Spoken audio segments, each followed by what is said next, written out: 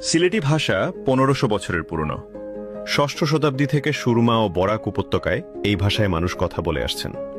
বাংলা ভাষা যখন গড়ে উঠছিল, সিলেটিরা তখন নিজের ভাষায় কথা বলছিল, নিজের লিপিতে লিখছিল। সেই লিপির নাম নাগরী। নাগরী লিপি বাংলা লিপি থেকে সম্পূর্ণ আলাদা। এটি শুধু সিলেটি ভাষার জন্য তৈরি। অন্য কোনো ভাষা এই লিপিতে লেখা যায় না।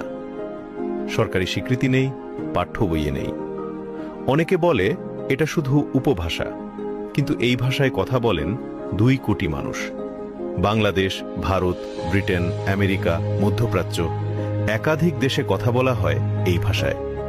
সংজ্ঞা অনুযায়ী এটি একটি আন্তর্জাতিক ভাষা। এই ভাষার নাম সিলেটি।